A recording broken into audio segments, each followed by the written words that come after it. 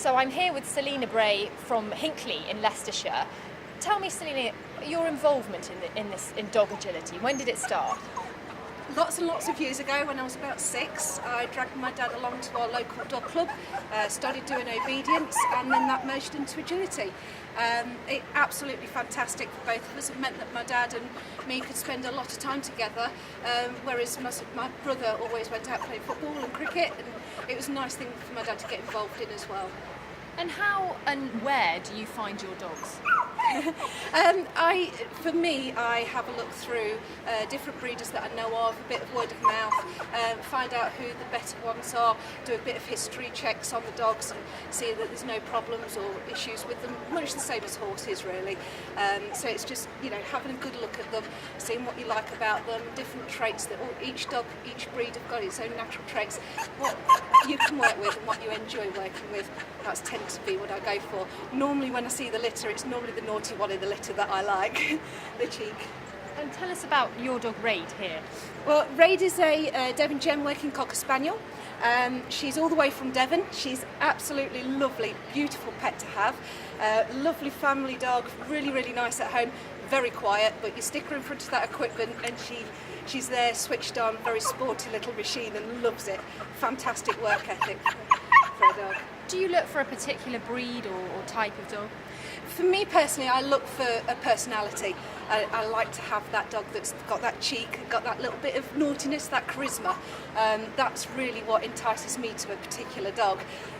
But there are certain breeds within agility that are notoriously better than others, like your border collies, your working cocker spaniels, your poodles and things like that. But never disregard any dog, because there's always nuggets of gold out there and all of them can do it.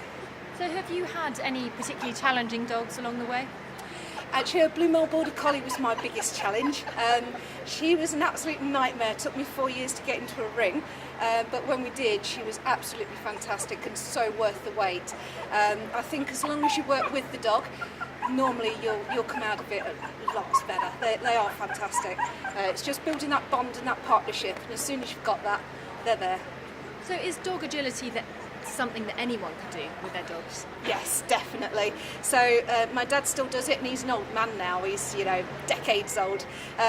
Obviously I do it, and then I've got my children that do it as well. So we each have a dogs, and whilst we absolutely adore each other and support each other, we're also extremely competitive. Each one of us gets on that start line and we're there to beat the rest, and that includes our family. But it's a fantastic experience for all of us. So what's the day-to-day lifestyle? What does that involve? Are you sort of taking the dogs out for regular walks, runs? What goes on?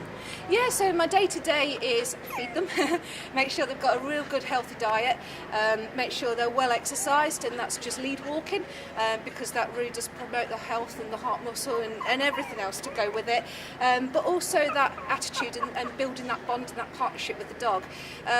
It coupled with lots of cuddles, lots of little games, little routines that we play at night, like sending them around a cone to the left and to the right, and that teaches them the directions, and then we can use that in our agility equipment as well. So lots of little games, lots of fun activities with them. And the other thing is not to do it too much.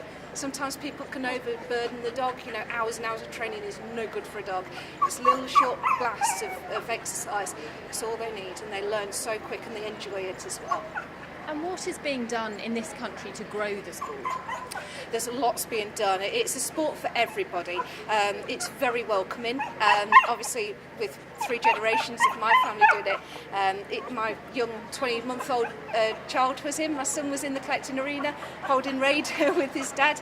And so, normally you don't see things like that in sport. So it's really nice, family welcoming atmosphere. There's a hell of a lot of work being done in the sport of agility. And it's to the benefit of people who also do agility as well. They're the people guiding this, so it's absolutely brilliant. The Kennel Club have been fantastic for us, and getting venues like this at Olympia and Crufts and Discover Dogs at Elks Court as well, absolutely fantastic for us, because it's such an experience, especially for our young ones as well. They love it. So outside of dog agility, what's the day job? My day job is working for National Grid. I'm a sustainability advisor, and I travel all around the country making sure we're doing our construction correctly. So nothing to do with dogs at all.